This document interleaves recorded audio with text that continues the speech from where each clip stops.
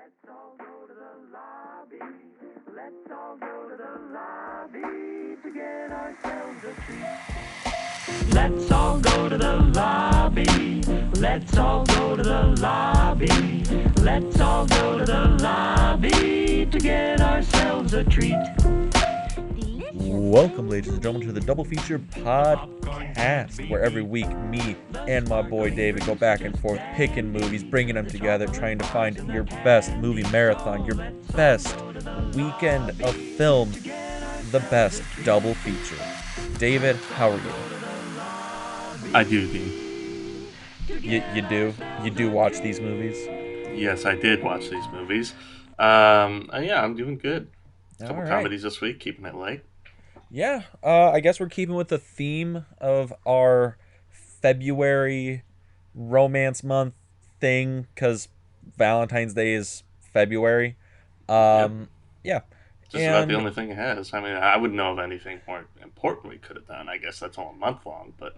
I mean, two white guys tackling that would probably also be a mistake. Hey, for everyone out there, we do apologize. But yeah, we're some uncultured idiots who forgot Black History Month was February. Not forgot, but we should listen. We'll have one in the future when maybe we're a little bit more responsible. When when people don't look at us and be like, we don't need your input. Correct.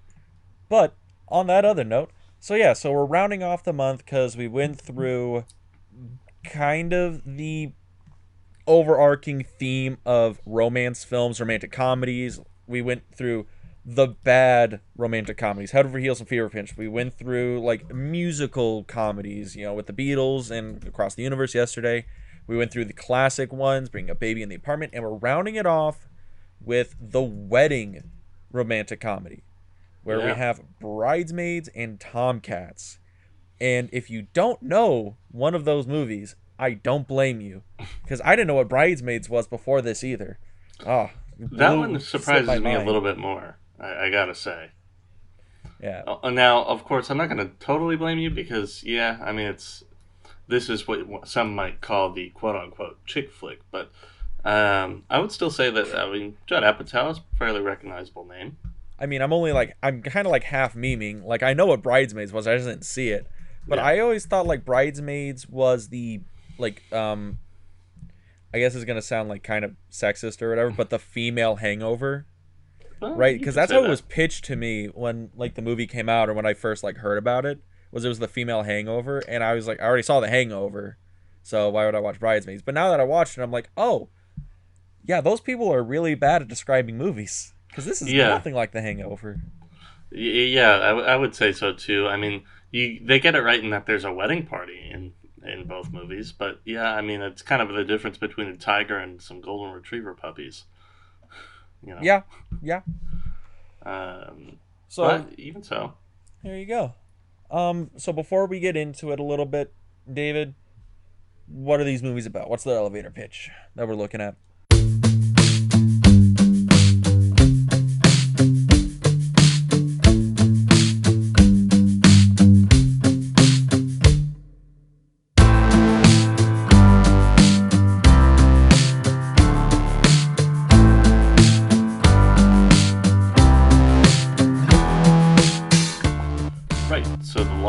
For this week, we have Bridesmaids. The best friend of the bride-to-be gets stuck in a rut in life, risking friendship and love to get back at her new rich friend.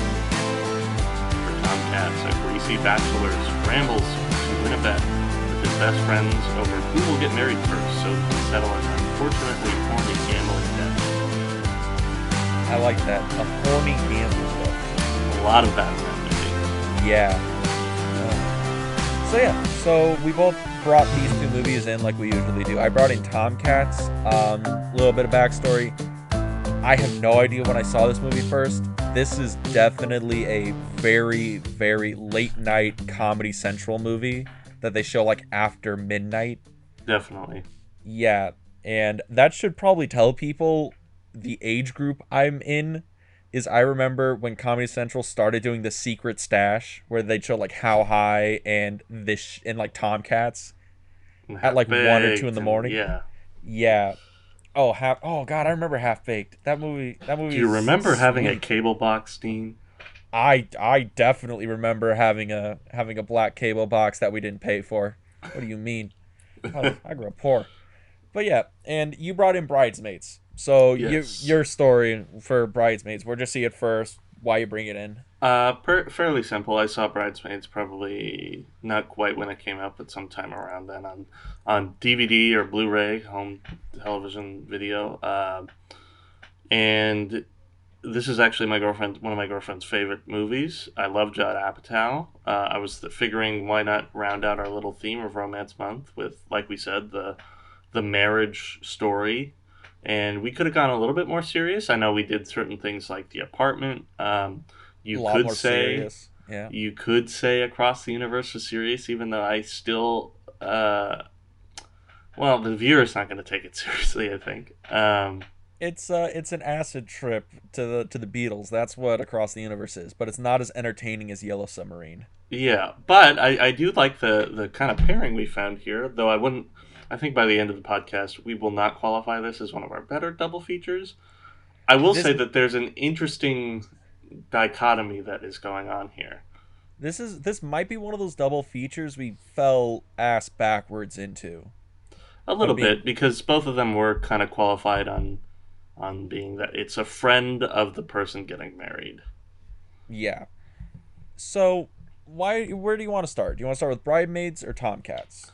Yeah, why not kind of save the best shit talking for last? I mean, Oh, I'm not okay. gonna have. I'll temper that by saying that I did not. It's kind of another head over heels situation for those who remember from a couple episodes ago. I didn't hate Tomcats. I actually kind of enjoyed it, but um, it's still like Dean says, late night cable fodder.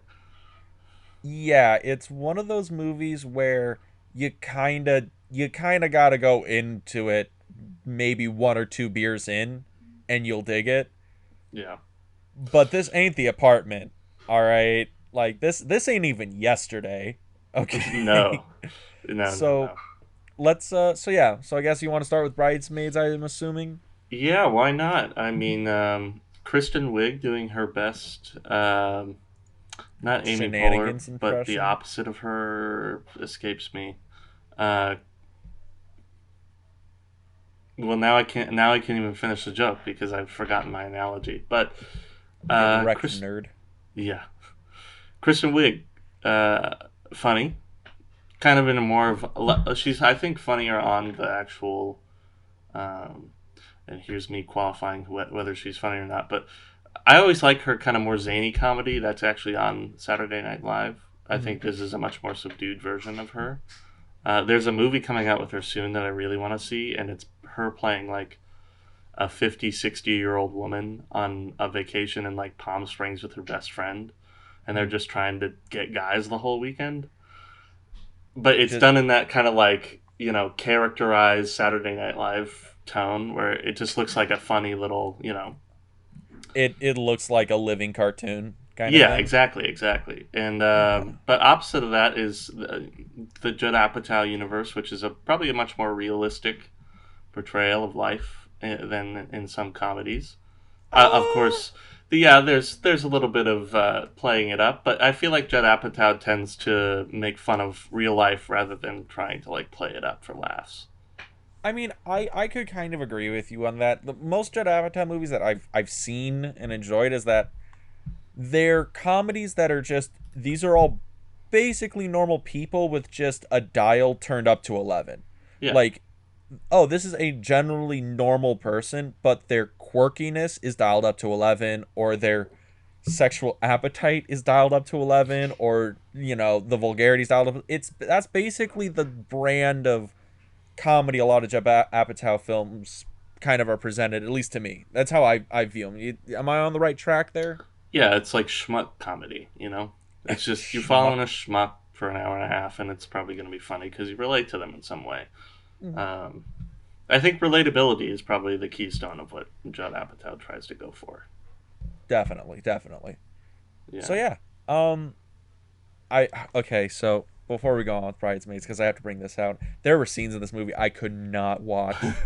I'm sorry. Yeah. So, for those out there who are into like cringe humor, a good example of this is like really early Office. The British Office was did this a lot, but like if you've ever watched The Office, there's an episode called like Phyllis's Wedding, where a character is doing some very cringy and kind of you feel so bad because it's so embarrassing and Mm. you just don't want to be there.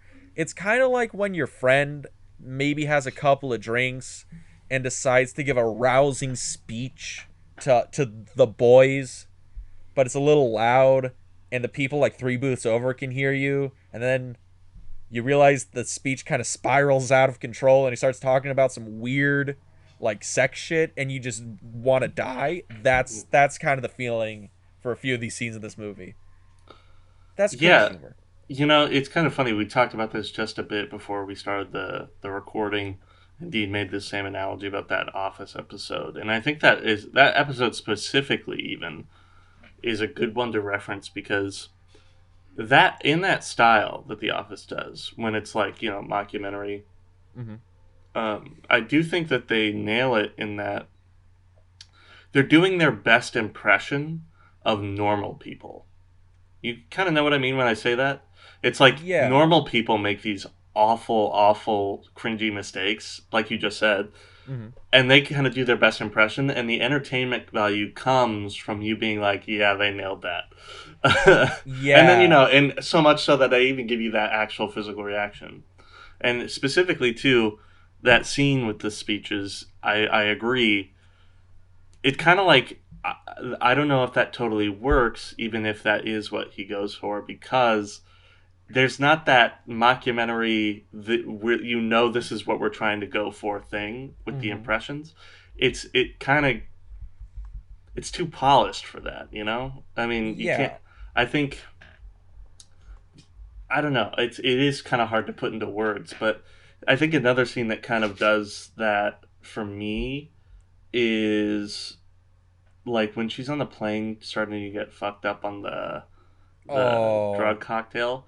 Now I that's couldn't. I couldn't watch that after a minute. Like the bit yeah. went on a little long. I think it does go on a little long in that there are funny things about that scene. For example, Melissa McCarthy, anytime she's on screen in this movie, is fucking hilarious. I think she was actually really good in this. I know people give Melissa McCarthy shit, but They I shouldn't. I think she's pretty funny in this movie. Oh yeah, I love. She's great, and especially into this character. I mean, I think she does really well playing what people would probably call these butch characters. And That's mean. excuse me, but I don't know what else you would qualify a overweight woman wearing a cabbie hat, a pure a stained white cabbie hat, by the way, a bowling shirt, uh, like parachute pant slacks. I don't even know. She looks like she should be in Caddyshack. Is what she looks like she should be. Actually, no meme. When she's on the plane, I think she's wearing Bill Murray's duds from Caddyshack, Yeah, I mean, like a low key. But but yeah, I get what you mean. it's kind of funny because she's also the most well-defined character visually, and not just through the performance. Because you can Mhm. really define any character through performance, but I think per our study of the Coens, you really nail character when you dress them up.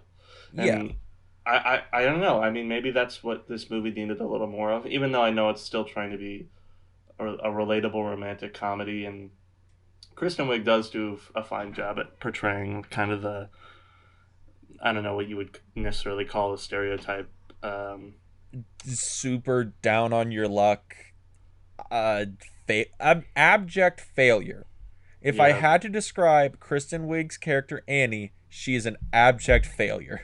And, it's relatable to the time, too, because she's got, like, the short blonde haircut that's always trying to look bouncy. At the same time, it's because she can't manage herself very much, so it's, like, low effort. And, a lot of people probably relate to that of that generation that were looking that this movie was supposed to be marketed to. But um, we got off on a tangent there, but the plane scene. So Yeah. yeah, like while we have the really funny Melissa McCarthy, like she's trying to get the word out of this air marshal, which is hilarious. But then also it's like the first half of the scene is good because it's conflict, we're getting it going. But then like once the drug cocktail happens, at first I was like, okay, this is pretty funny because like the flight attendant helps make it funny. But Yeah. then it's like after a little bit, and then the bus ride home or whatever, or it's just kind of like well, It I feel like you either had to like go fuller into the bit and like really cart her off into like in like Prison Blues or something, or you would just have to like do a lot less than, I don't know. It kind of ended in a weird place. the thing in okay, I guess I need to describe the scene a little bit because it's kind of weird. Yeah, Because she sits down in the plane. The person next to her is one of those people who's terrified of flying, and basically freaks her out, right?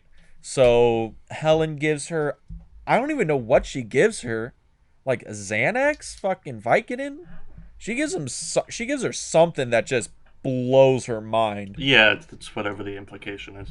Yeah, and then she like pounds back a glass of scotch, and then she's just blasted right away. Yeah, I mean, I know you're not supposed to mix pills and booze, but I thought she'd just pass out and not become every drunk dude at the end of the Super Bowl. But um, and then she just goes on. She calls the flight attendant Hitler. She keeps trying to get into first class, and she just keeps going. And by going, I mean this scene is like what 10 minutes? Like yeah. It kind of gets up there, and it's weird because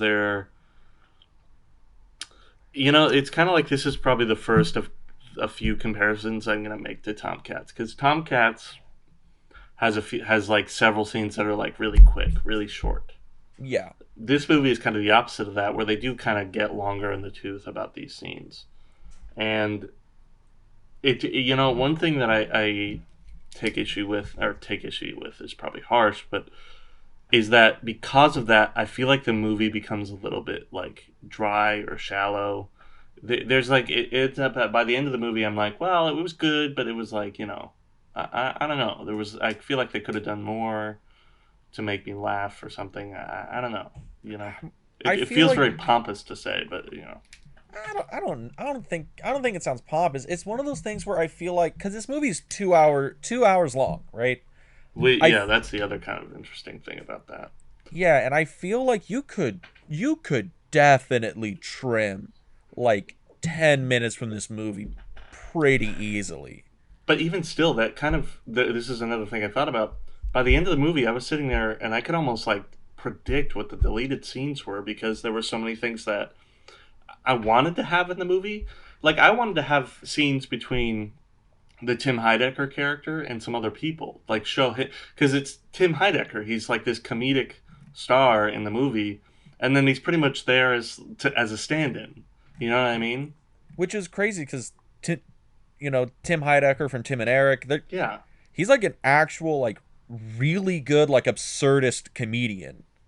And Like he does that cringy stuff really well. That's their bread and butter. So it's like, I feel like he could have played that douchebag schlub that he might have been cast to be in, because the man's like he's the human equivalent of looking at a raw hot dog. He's he's it's pretty he bland. looks like it's the weird thing. He looks like the most bland white dude at like you could possibly find. Yeah, And then but the guy's whole shtick is that he's absolutely ridiculous. It's kind of like Will Ferrell. Will yeah, Ferrell is funny because he looks like every generic white dude you can find in basically any town USA, yeah. and he's an absolute child. Like that's the funny thing about like Tim Heidecker, and he's not used at all. There's a lot of people in this movie that have weird cameos that are just not used at all. Like Terry Crews is in this for like a scene Oh for yeah, a a bit. moment. Well, it is weird. Yeah, that is kind of interesting, because at first I was like, "Oh, Terry Crews, that's awesome," and then it's just like gone, which is weird. It's almost like, here's an interesting thought, because I feel like this is something that Tomcats would have done, but isn't guilty of that, because I didn't notice it anywhere in the movie. I feel like that was the kind of cameo that should have been reserved for like a personality, not necessarily an actor. Where maybe it's somebody like probably John Cena at the time, because it was probably before he actually got in acting. So that you can sit there and go, oh, look, John Cena's in the movie, and then not actually expect him to be in the rest of the movie. Whereas Terry Crews, I'm like, I actually wish Terry Crews would have been in this movie. I'm like, Terry Crews is funny, and he's like a good actor. Yeah. Can we please more? But I don't know. Well, wait, this is 2011, so I don't know. When did the action movie he was in with Sylvester Stallone and Oh, the all those. Expendables? Yeah, wasn't he in that around this time anyway? Actually, yeah, he was in he was in Expendables already. So yeah, he was already. Yeah, Oh, he's he's in already been. Expendables, Gamer. Or let alone the Yeah, fact that he Get was Smart. on Yeah. Everybody Hates Chris for years. Oh, that's true. Yeah, Yeah. he's also on the Boondocks. He was actually. Yeah, wait a minute. He was already famous. What the? He was in White Chicks already. White Chicks. Damn it. Yeah. I mean, I don't want to go around telling Judd Apatow how to use the cameo effectively in a comedy, because that's stupid of me, but it's just like, I think I have a point in saying that you should use those as like entertainment pops rather than like odd, teases that I'm not ever going to see again. Like, oh, that's like a really famous person. When's he showing? Oh, I guess not. Yeah, like But yeah, Dog the Bounty Hunter. Just somebody random. dude, can you imagine if Dog the Bounty Hunter just showed? Dog the Bounty Hunter shows up and arrests Annie. Yeah. He's the one who has to take her off the airplane. Yeah, I don't know. You could do a lot of stuff like that. Yeah. But I get it. I get it still. But that again, that's just a random tangent about like some weird cameo and actors usage. Sure. Yeah. But yeah, like overall, I think Bridesmaids is I don't know, like an effective comedy. It was It's certainly popular. We got to give it that.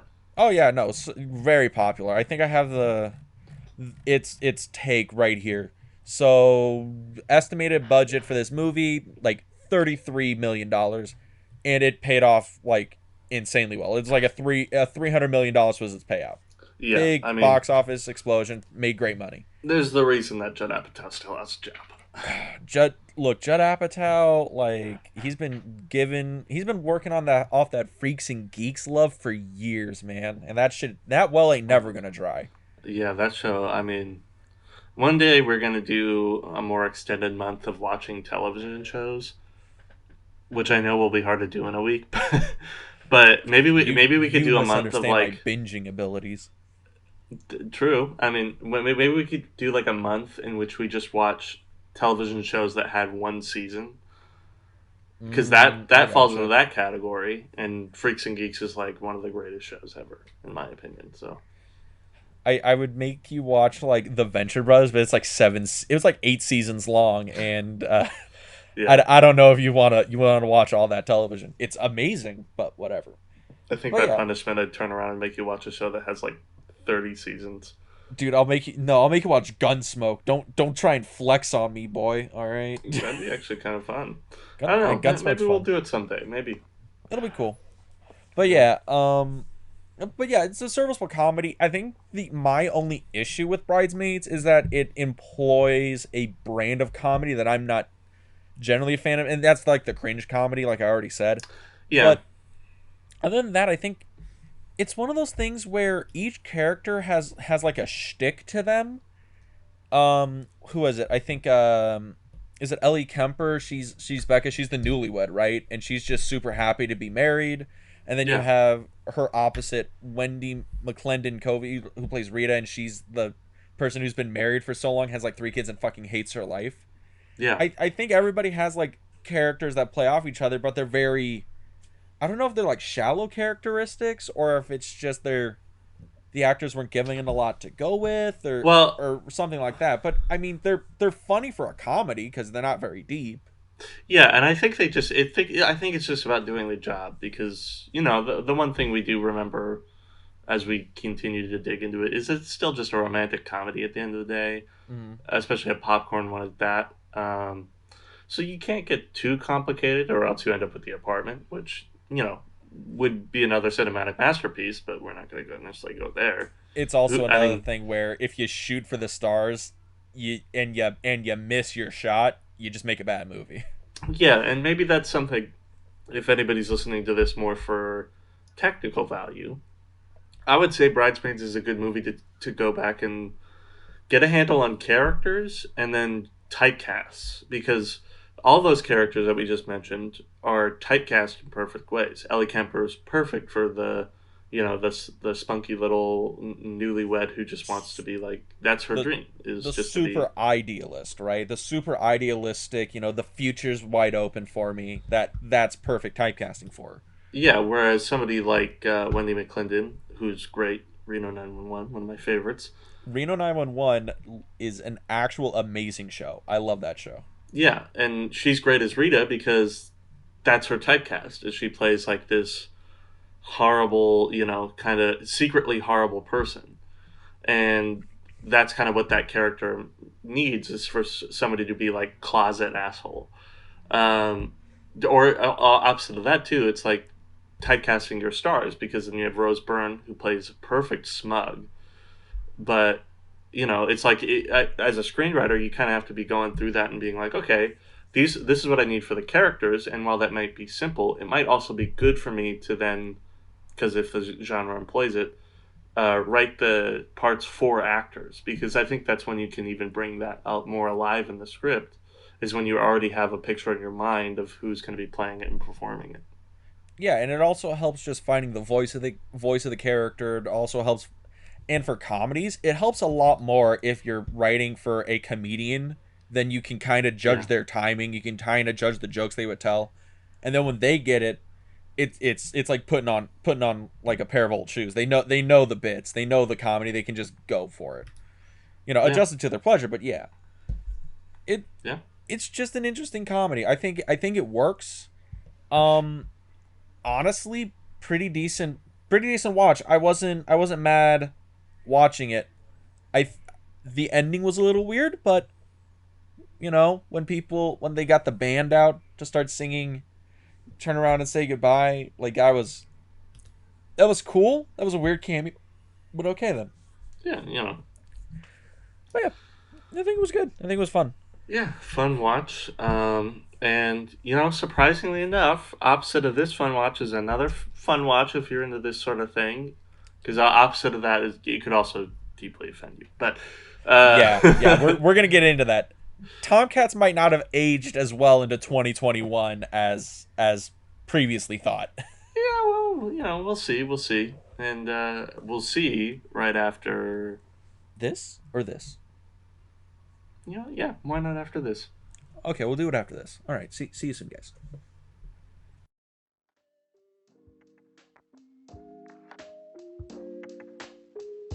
Dean, I found a great way for us to do something cool and to make a little money on the side. Ah, great. I've been looking for a new place to put my money. What do you got? No investment needed. In fact, it's super easy, and there's creation tools we can use to record our podcast right from the phone or computer. Wait, why would you record a podcast on your phone? You want? No, never mind. Where do I put my money for this? I don't need any of your money.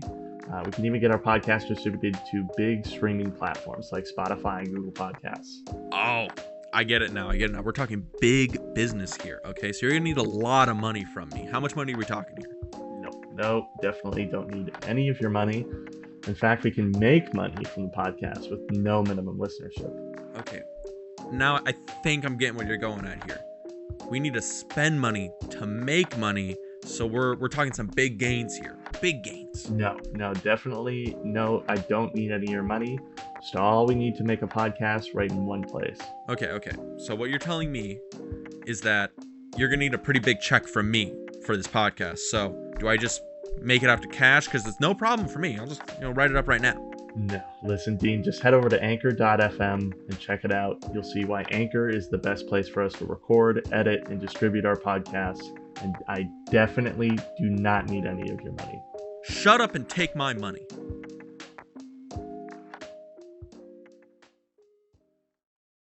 Welcome back, ladies and gentlemen, to the Double Feature Podcast, Part 2, Episode whatever, second half. We're talking about Tomcats compared to Bridesmaids, paired with Bridesmaids, also with Bridesmaids, and trying to sleep with Bridesmaids, because that's basically the plot of Tomcats. David, why don't you Yeah, jump? Well, what do you want to start with here? You I want to start? mean, you hit the nail on the head. That is really about the what this movie's all about. Um, like we said in the log lines, this follows a young man whose friend group makes a pact of sorts, a bet that they're going to put. I don't remember the specifics of the financials that go into the building of the pool. I think I remember. It's like $1,000 every. Is it every month?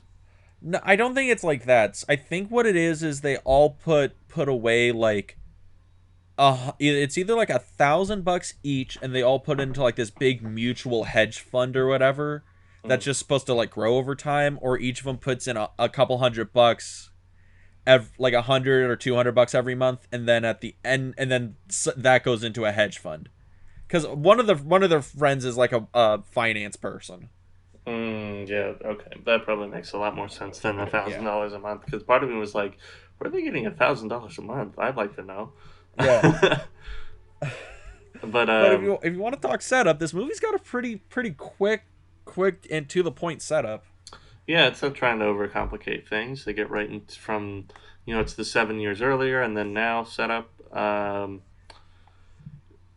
And then Horatio Sands all of a sudden gets married to Jamie Presley, which is they certainly make fun of that throughout the movie, but They're just like, bruh, punching above your weight class, man. Get some claps on that boy. All yeah, right. and also apparently batting righties and lefties together. But You know. this movie that is probably the most progressive this movie will get. Although it's still, I would classify this movie as having, I don't know if you noticed, but a male lens. Very, very male lens. The male gaze is all over this movie.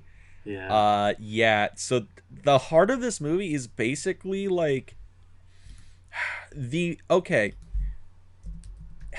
Have you remember in high school when you or maybe some people you knew, if you don't want to say this was you, was talking about banging chicks and like, bro, that girl is so hot, you know, booze, parties, fun, like stuff like that. They're obsessed with women. They're obsessed with girls. They're obsessed with sex.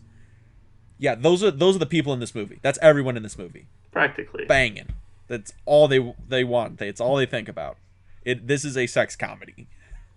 Yeah, that's true. And sex comedy is a valid subgenre. We're not necessarily knocking that. It's just so much as like, yeah, it's pretty much this is of that late '90s milieu in which women are their only desire is when a man desires to sleep with that woman, she all of a sudden is totally focused on that, nothing else. And they're all apparently nines and tens walking around the world, which is like, okay. Uh, That feeling when you just randomly run into Shannon Elizabeth at like the coffee shop, like, and that is the standard of all women you see. yeah, and she has no problem being with you, who happens to be a four, but it somehow works out. Is Uh, is Jerry O'Connell a four? no, I mean, that's the kind of but the Yeah, person that who's I get trying to you. get in, because that's obviously the crux of all this is that it's just supposed to be fantasy for straight males, and it's like, that was certainly the market at the time, Mm-hmm. and pretty much all of pop culture was for some reason dominated by that. What a weird time, but still, I mean, Yeah, I do think that this movie is still very funny, uh, which is odd to say, but there's kind of an interesting, comedy that goes into these movies, and that it also has a lot of physical comedy, which I did not expect. yeah. Oh, a lot of this movie reminds me of. I know I said earlier about Bridesmaids or Judd Apatow's um character work. It's like, oh, it's like you're watching like live action cartoons. This is literally a live action cartoon. That's what this movie is. Like, Practically, yeah. yeah, which goes into the fact that Jerry O'Connell playing Michael is literally a cartoonist, which I think we said was the one of the occupations of choice for a late 90s early 2000s hip young guy. Yeah, I don't know. It's like I don't know why, and we only really, I guess, came up with two examples of it. This and then Ben Affleck in Chasing the Amy. View-esque universe, because he also is still a cartoonist in, I believe, Jay and Silent Bob Strike Back and all that. Mm. Uh, Oh, there's also like Son of the Mask, oh, which yeah, is another that's weird actually one. true. Which is, the other thing I was thinking about too is, boy, I hope he knows how to adapt, because I feel like cartoonist is going to be a tough one to tackle over the next 10 years after this movie comes out. But Yeah, just a little bit, because I or think that medium kind of changes drastically. yeah, I mean, I guess now that if I think about it specifically, the theory kind of breaks down in my head. But I mean, part of me was thinking you're going to have a lot more problems than $50,000 gambling debts in your future, especially once the housing collapse starts. But we're not there yet. We're not It's there fine. yet in It's American fine. history. Yeah, this is 2001, man. I think this is even pre the dark times. Everything's wonderful. This movie came out in March. Yeah, it probably did. Now that I think about it, I mean, it's a comedy. It probably came out in the summer. It Mm-hmm. seems like the kind of thing that would come out in the summer. Yeah. What an innocent time. And yeah, so I mean, interesting, because this is also the one thing that surprised me about this movie most is that, well, there are recognizable names such as sorry, I'm pulling the cast back up here. Horatio Sands is obviously recognizable as like a bigger comedy name. Yeah. Jerry I mean, O'Connell, I mean, not huge, but for some reason also very hilarious. Jerry O'Connell is one of those actors that you recognize him all the time. He's been a leading man in a bunch of random movies, and then you're like, oh yeah, he's been in like a couple movies. And then I looked at his IMDb today. He has 200 credits to his name. The guy never stopped working. He works. He's still a leading man in film. And I don't know what happened. I mean, you gotta work. You gotta pay off the house. You gotta pay off You gotta pay off Bill Maher. You got to pay off. That was a weird cameo. Actually, I don't even think that was a cameo. I think was Bill Maher just a regular actor before he was political guy? Yeah, I mean, he was a comedian before all that. That's right. Because Okay. that's what his show is. Is he's like the Daily Show, but it's just that he was on HBO, so for some reason was taken a little bit more seriously. I do think it's kind of weird that he plays a Carlos. He But doesn't look. Also, he's a Jewish Carlos. I don't know. I mean, Yeah. diversity. If that's Yeah. what this movie is trying to go for.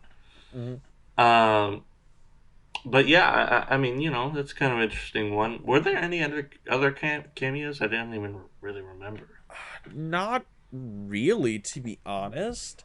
Well, at least none that I saw that jumped out at me as like, oh, that person's famous. But like, I'm not even sure. I mean, there's other people like named people in this film. Like Jack Busey is in this. Yeah. Shannon Elizabeth is in this, and then I think this is right before she did, or right after she did American Pie.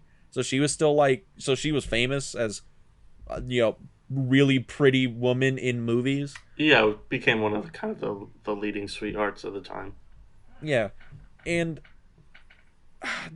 it's weird because there's a lot of people who you would recognize as, oh, this person is famous. This person is famous, but I think you would only recognize that if you were around in the early 2000s.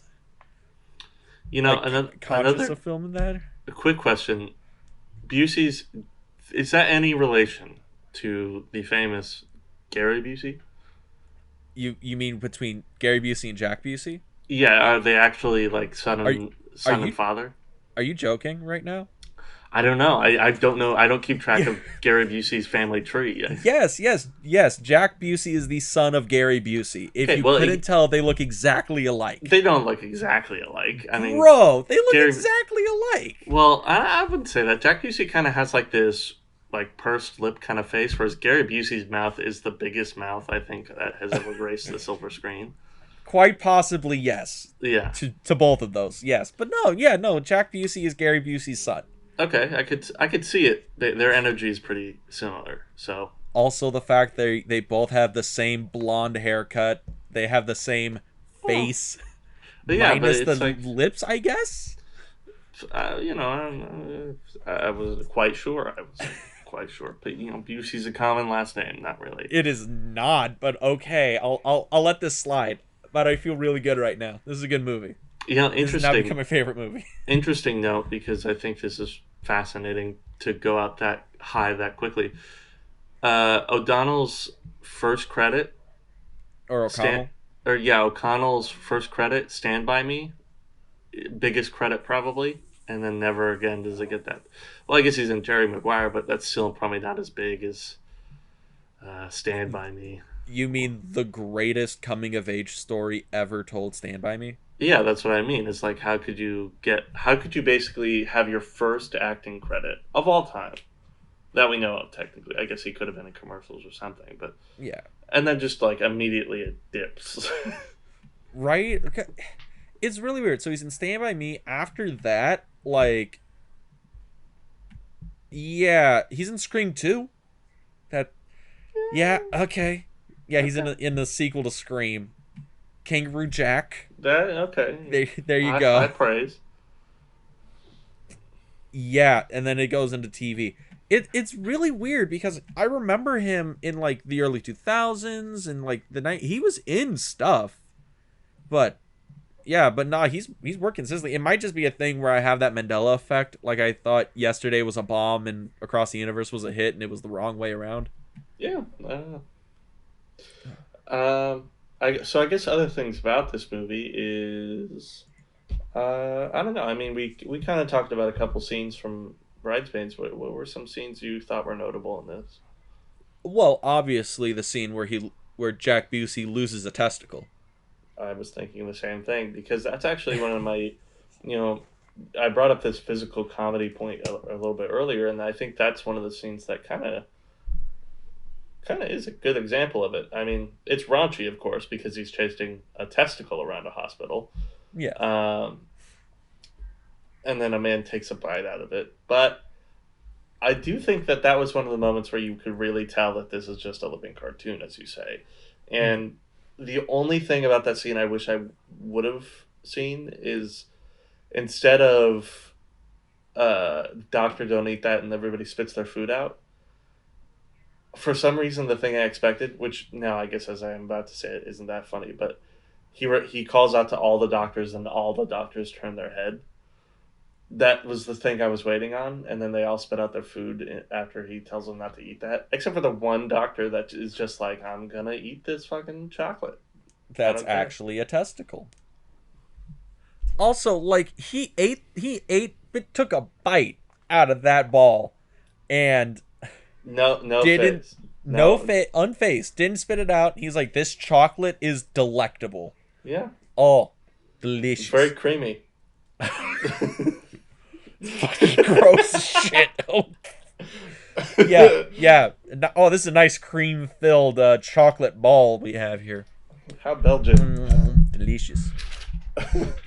I do think too. It's like I don't know. I thought I was going to be more annoyed with it, but the Horatio Sands, like, your wife married you, literally as like a, I don't know. There's like an equivalent of it, I know, in gay men marrying a straight woman, but like the beard thing, or it's like he marries the lesbian trope, like that whole thing. I thought that was going to annoy me more, but I kind of like the way they played it off up until then. It's resolved at the end, but really. I thought okay. The ending is weird. He gets his day. It's fine. But I liked a lot of the jokes that they made about it throughout the movie. Every time he walks into the bathroom and it looks like his wife is making out with the maid, he opens the curtain and they're just like cleaning the bathroom and it's just a silhouette. Yeah, I thought it was kind of funny. Oh. Yeah, no, I think that's just funny. It also leans into that whole cartoon factor. It's the expectations to turn around and all the ridiculous stuff. What it also another thing that I found really funny was every time the repo guys came to take his stuff. Oh yeah. Was it he shows up, he's taking his car and he's like, "Hey, I'm going to need your phone too." And then he's like, "No, I need my phone." And then the repo guy calls him on his phone, or the mob guy calls him on his phone and says, "Give the guy your phone." And he's like, "Oh, well, I guess, yeah, you got my phone now." I it's like little bits like that throughout the movie. I thought were funny, but Yeah, again, it's not a lot of high comedy. It's just funny. it's not high comedy, but it's a pretty well-oiled machine. Because I think that's one thing that stood out most of all is that there weren't a lot of bumps in it. Like some movies we watched and they're just like bumpy and lumpy the whole way through. They're making weird plot choices. There's weird performances. There's The movie only exists so we can get from this joke to this joke to this joke. Yeah, whereas I didn't quite feel that in this movie.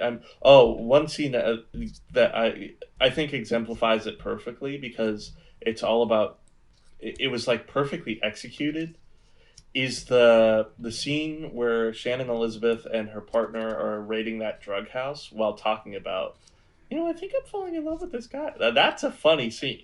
It is because it's a scene for it's like Lethal Weapon meets like Head Over Heels. If I had to put a thing on it, Yeah, they're just talking. Or well, okay, a better romantic comedy. Yeah, A better romantic comedy. We haven't watched a lot of them this month. I'm sorry, yeah. but yeah, it's like, but that's kind of what it is. They're in there. They're busting this drug house. They're shooting stuff, and they're just like, okay, I'm covered.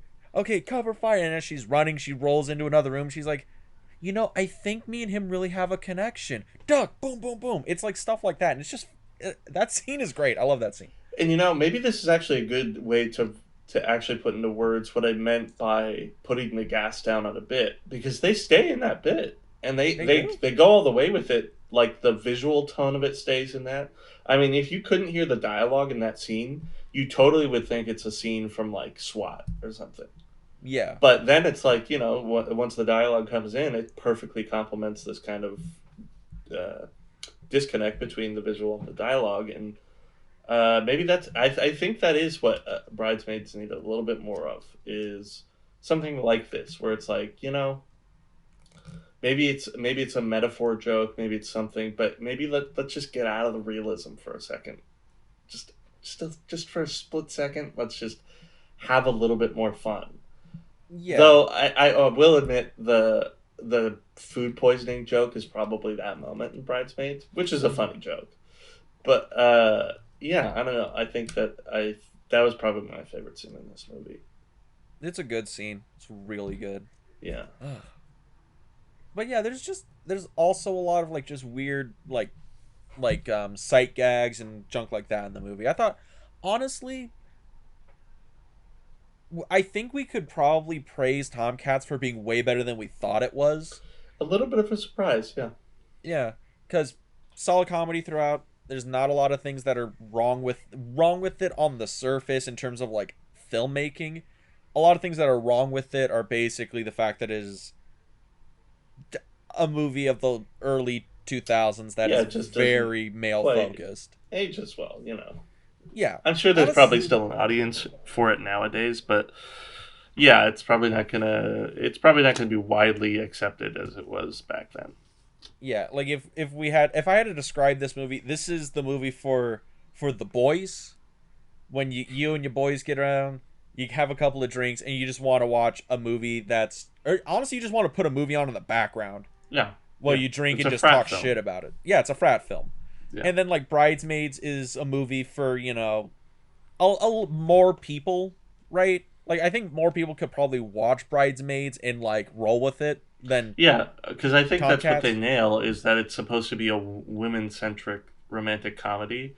But then they kind of, I mean, at the very least, what we obviously have praised it for because it made all that goddamn money, is that it takes a little bit, it steps out of that a little bit more and just makes it about life, like Judd Apatow is so good at doing, and it does it very well and gets more people to come into the theater rather than more people to be like, haha, look at that boner joke.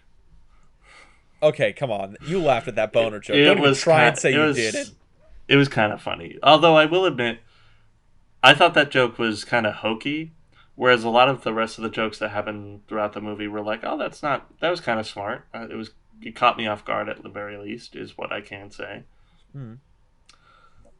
I guess before we get into the comparison, I would like to know how this film pales in comparison to the budget and box office of Bridesmaid. Well, you know what? I'll just go out. I ain't gonna make you guess it because you might be a little surprised. So the budget for this movie was only $11 million. Yeah, that sounds about right. Yeah, sounds about right for like a really early 2000s, late 90s, run of the mill comedy you're gonna push out in like March. And honestly, if anything, now that I keep thinking about it, once now knowing the budget, that's kind of that seems pretty economy for it because they got that really nice mansion. They got some nicer sets to do, like for the doctor's office. They put in a skyscraper, which is like okay. Mhm. Um, There's I'm also sure a lot. that the apartment was probably a lot to set dress. Yeah, it seems like a lot of like the set designers and stuff like that were working overtime on this movie to make it like look good. And then for the money it only brought in $23 million, barely over double its budget. But now that I think about it, maybe that's not such bad. That's not so bad because at least it doubles. That's probably covering advertising budget, and there's a couple million. It's probably not going to get the studio to like you know Green light harass more your of these. phone, but it's they're gonna be okay. It's one of those things where okay, you made your money back and you doubled your budget. It was a low budget movie. Yeah, we're not super angry about it. You will live on to direct one more film kind of thing. Yeah, Which it'll give you another chance. That's for sure. yeah, because that's the what is it? That's the meme in Hollywood, right? You're only as good as the last thing you made. Yeah, I mean, I think the on this director's credits, if I can look at it, Oh, because I am interested because he apparently wrote and directed this film, which to be a writer director, I would think you would want to be a little bit more of an auteur. This does now not seem like that kind of film. this seems kind of like an auteur flick because you can tell this is a movie only this guy would have made. But I Well, I do have his filmography up, and I will spoil this for you. Tomcats is the only film he directed. I'm also looking at it, and I was Yeah. like, oh, that's. But he's got some screenwriting credits behind his stuff. I mean, Yeah. Looks like he's he's worked pretty consistently yeah. I as a mean, writer. It seems like his career is taking a turn for the better recently. He's Mm. apparently going to be writing The Expendables 4. It all comes full circle. We did it, boys. Yeah. There's your 6 degrees. Or Terry Crews. he's also apparently responsible for the Baba Yaga movie. Uh, uh, I'm confused. Yeah, and okay, this is interesting because Baba Yaga is apparently going to be an animated kids film. I thought that would.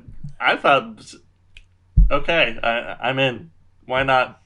We're in with this. I Wait, I figured that would have been like a horror film, but I thought Baba Yaga was supposed to be a scary Eastern European thing. But let's do it, boys. Why not? let's roll. Okay.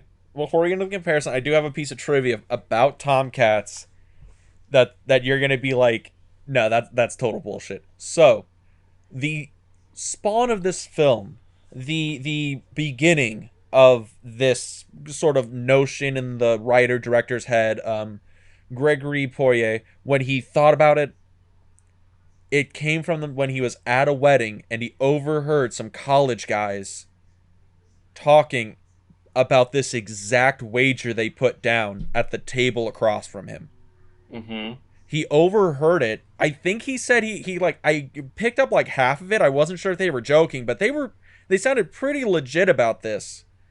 And then he went home and he thought about it and wrote it down and then he wrote Tomcats based on the possibly legitimate bet he heard some college kids talking about on the table next to him at somebody's wedding reception or something like that. It works. It You know. works. It works. There's kind of funny. There's a movie like this kind of that came out a couple of years ago called Tag, in which somebody heard that this group of friends, had just a giant game of tag going their whole lives. Yes. Yes. But that was actually a good movie. I'd like to do that on the podcast someday. But It can come up. Also, yeah. I can't say Tomcats is a bad movie. No, I wouldn't laughed say so. at it. Yeah, I Uh, laughed. I mean, we've done some stinkers on the podcast. Let's be honest. We've watched some movies that were actually kind of bad. Yeah, it's actually kind of funny you say that. I figured this would have been fodder for the worst of episode, and now I'm like, well, now we have to find something else because I don't know if that's going to be the case here. I don't know. I mean, it might end up there anyways, just because we have some absolute amazing movies coming up the rest of the year, but we'll see. Yeah. We'll see how this shakes out. But let's do the roundup. The roundup. Yeah. Both movies compare to each other. You only got one chance to show. Don't miss your chance to blow. Mon Spaghetti already. Let's talk about this. Yeah. Talk about cringe humor right now, man. Jesus. You hit the nail on the head. I'm sorry, everyone. I'm sorry. Boom roasted. Yeah, no, I think I go back to my comment at the beginning of the episode that this was not a couple movies we probably should have paired together, but an interesting dichotomy in that, like I said, we kind of have like a women's section, a woman-centric wedding film. We have the guy-centric wedding film, and the way they both shake out is kind of interesting. And even though I would be more inclined to see what a totally female perspective of the woman-centric one is, like if there was a female writer, director, etc. I actually thought Bridesmaids was directed by a woman, to be honest. Yeah, but then I found out it was Craig Feige, and it wasn't. But I was kind of surprised. Yeah, a little bit, but makes sense. Yeah, but even still, I think probably not our best double feature choice, but still a couple of enjoyable movies. I mean, if you watch them this week, you might agree with us, and if you didn't watch them this week, it's definitely Bridesmaids. Anybody I think will enjoy, and then if you want something else to laugh at, give Tomcats a try. Give them some residual money. Why not? Yeah, I guess that kind of answers the opening question. If you can only watch one this weekend, what are you watching? And Bridesmaids is winning out on that one. Most likely, yeah. I guess the follow-up, the generic one, who's going to be looking out for these movies? Who's the audience for this double feature, I guess? Ultimately, couples. I think couples are a good audience for this because they're going to like Bridesmaids. The guy might be more into Tomcats than the girl, but depending upon the couple, I think that you would still have a lot of fun watching it and just kind of laughing at how stupid it is at times. Yeah, that's a good way to put it. I think this is a good Valentine's Day pairing. If you're, I think by the time this episode comes out, it'll already have happened. But yeah, if you're trying to wind down from the Valentine's Day stuff, this is probably an easy one. Yeah, grab a bottle of wine, sit on the couch under a blanket, just turn down the lights and enjoy a couple movies. Netflix and chill, boys. Netflix and chill. I'm sure that we're quite the romantic voice that you want to hear.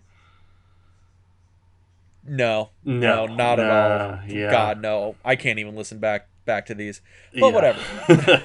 But there you go. So yeah, Bridesmaids, Tomcats, pretty decent pair. You will definitely enjoy one, if not the other. They're kind of two opposite films that kind of share just a minor theme. We're trying to get somebody to the wedding, getting married. That's kind of the theme of the films here.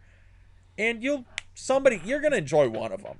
The comedy on both of them are just on the opposite ends, to where if you don't like one, you'll definitely like the other.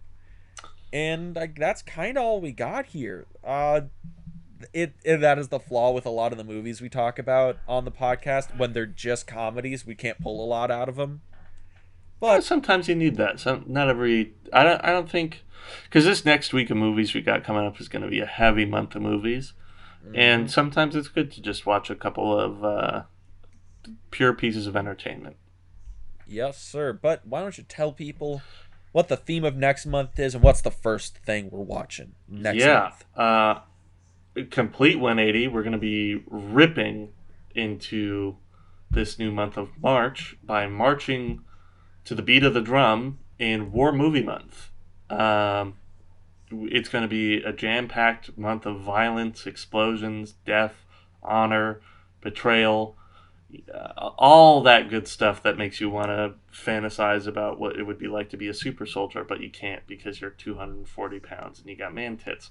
But Ow, damn, dude! I'm not naming anybody specifically. It could be me. A fucking deep cut over there, dude. Jesus Christ! But you're gonna definitely get to fantasize what it would be like to be in the Colosseum with our first couple of movies, Gladiator and Spartacus.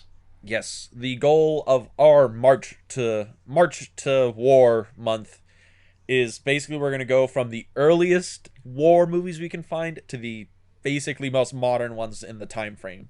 Yeah. So to give people a little teaser, we're going to go through ancient war with our first movies, Gladiator and Spartacus. Then we're going into the Civil War, World War I, World War II, and finishing off with Vietnam. And those are the wars we're going to go in. If you want to take a guess at what we're going to watch, put them in the comments, doobly-doo, whatever you can find these on. We'll look at them. Certainly. But, it'll be fun. Until it's time to be drafted and shipped off to basic training, Dean, where can they find us to get those orders? If they really wanted to follow us, they can follow us on our YouTube channel, In the Frame, where we post the Double Feature podcast, which you're currently listening to now, as well as Too Obscure for TV and other assorted video stuff we're working on and audio stuff we're working on, things like that. And you can also find us on, if you're listening to us on Spotify, you can also listen to us on, I believe it's Apple Podcast, Google Podcast, basically every podcast site you can find because our sponsor Anchor is cool like that. And other than that, you can also find us on our Instagram page, which is _podcast on Instagram. So yeah, that's where you can find us. David, you want to plug anything else before we finish up here, get our marching orders and go on? No, baseball starts in a week and I'm excited. I quit the podcast once baseball season starts, 17, so. Yeah, that's true. David takes like a 9-month break. Yeah. Bro, just face it. You are Jimmy Fallon from Fever Pitch. That's the truth. If that's the truth, then I think I'm going to need to call a doctor to euthanize myself. Wow. David in here with the fucking savagery this week. My God. All right. I'd rather kill myself than be a Boston Red Sox fan. Many people would. Yeah. So yeah, everybody. Let's get See you next week. See you next week. All right. Peace. Peace.